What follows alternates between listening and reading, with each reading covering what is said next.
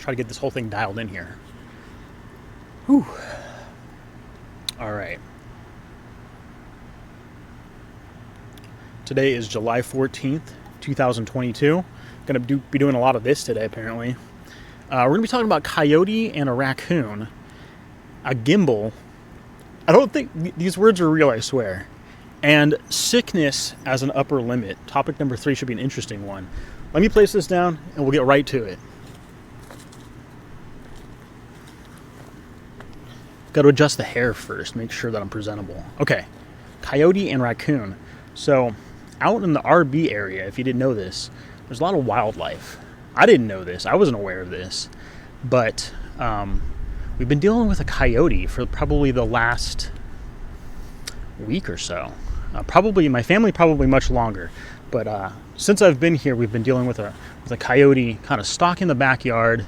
And apparently there's some coyote pups as well that have been affecting us. And we're a little bit concerned because George is a little guy, and he could be easily eaten. So we've got to be on the prowl and lookout for these coyotes. If you got any tips, any humane tips on how to deal with coyotes, let me know. That would be great. Love to hear some creative ideas. All right, so part of topic 1 also included a raccoon. And you thought I was going to forget about it, but I didn't. I'm still on page here. So the other night, around 1 a.m., there was a mysterious tiptoeing around the house. And it sounded almost as if it was on the side of the wall, which tiptoeing on the side of the wall sounds frightening, especially at 1 a.m., let me tell you. It sounds kind of cute and silly right now, but it was kind of horrifying. Turned out to be a raccoon. I'm just going to cut right to the chase. It was raccoon. I need another drink of water. This is going to be a long one. I'm going to have to do a lot of editing. Should be quite an effort to get this one produced.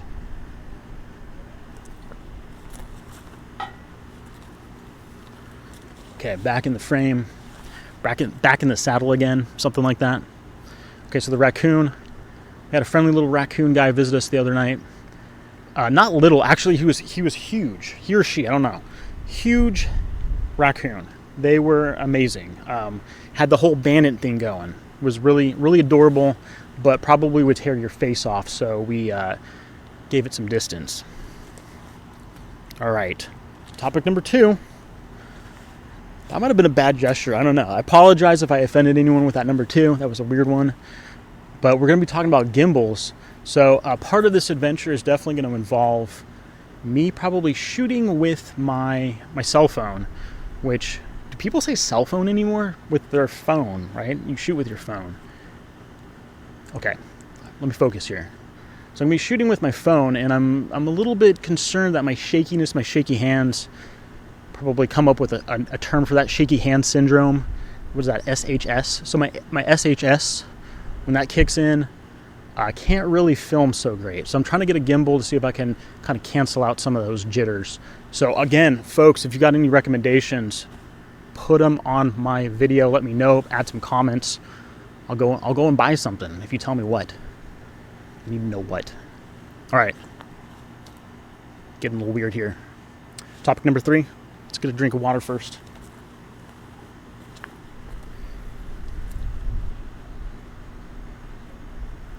Maybe as time progresses, I'll do cartwheels off screen and get my water. Don't hold me to that, though.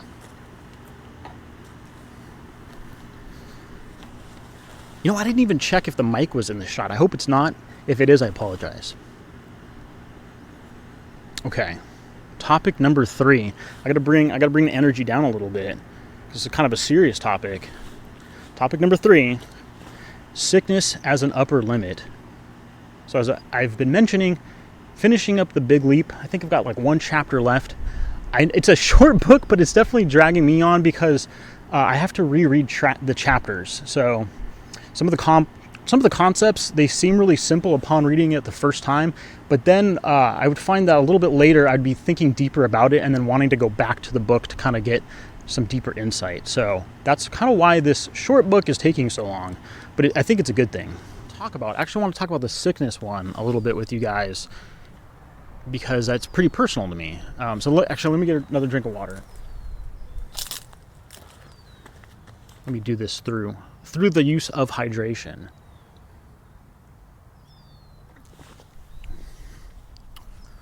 Okay, so the reason why this is pretty near and dear to me is that sickness has been something that I've dealt with for a long time. Nothing too serious, but I always get colds and the flu, stuff like that, flu-like symptoms quite often. So I'm like, most of my life felt like I was sick like at least once a month, if not more. So kind of dealing with that and always just wondering like why, like what's going on with me. And like later in life, I take pretty good care of my health. That's what I'm trying to say. Taking vitamins, eating fairly clean. I do snack from time to time. You know that about me. But most of the time, like if I'm cooking for myself, it's pretty clean, lower on the protein side. We'll get into that at some point, actually, I guess. We'll talk about food at some future episodes. And probably hear Georgie in the background. He's probably wanting to say hi. Maybe we'll get him on the camera at some point here. All right, sorry, where was I going with that? So let's see. I was saying that I often get sick, especially into my adult life, and always wondering why. Talking to naturopaths, talking to doctors, they would say I'm like perfectly, charts are perfect. Health looks great. And, you know, I take a lot of vitamins, I work out, I eat fairly healthy. So it always puzzled me why I was getting sick all the time. And then I read in this book, The Big Leap, about sickness being a possible upper limit notification or trigger, whatever word you want to use. And so that really clicked with me. And I started to really wonder, could that be what's going on? Are there like positive parts of my life that I'm limiting, and not really taking full advantage of my life? And so kind of my body reacting by kind of pulling me back down into my comfort zone is to get sick. And I wondered that, like, is that something that's been going on with my life? I'm starting to ramble here.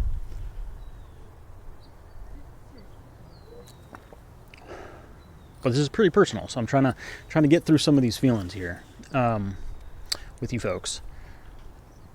And so I really wanted to put this theory to the test. Like, am I really like upper limiting myself? And so sure enough, perfect timing, right before this trip that I'm currently on, I woke up with a sore throat. And immediately I was very reactionary. My first thoughts were, oh great, here we go. Like, I'm getting sick. It's probably going to last for a week. Like, I'm going to have to change all my plans. I'm going to have to cancel things. Some things aren't refundable. Like, and I went into this spiral, this super worryful spiral, cut off any positivity that could have been happening. You know, even with just waking up, it's a brand new, beautiful day. Blocked all that stuff off. And luckily I had a little bit of insight from reading this book to stop and think, hey, is this just, am I triggering an upper limit? Am I about to venture on this perhaps life-changing journey that I'm on and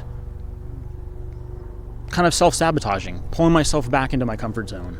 And that really stuck with me. And I remembered the author's words of being aware of it, which I apparently was, and then taking a moment to try to drop those feelings off for a moment, like put them away for a minute, and try to sit with the positivity you were feeling beforehand, or the last thing you were experiencing that was positive. And so I did that. I tried to sit there and I tried to let some of the negative thoughts I was having fade away, and then feel the positivity that was trying to come through. And it was cool. I could feel kind of in the center of my chest, like this warm, sort of radiating energy. Just felt nice. Like when you meditate and you're kind of picturing like the orange glow of the sun or whatever, it sort of felt like that. And it was really neat, real magical. And here's the crazy part is that after that moment of feeling really good, I swallowed a few times and noticed I didn't have a sore throat anymore. And yeah, I mean, I was shocked. Like, how is this happening? Is this real? Like, it seemed hard to believe.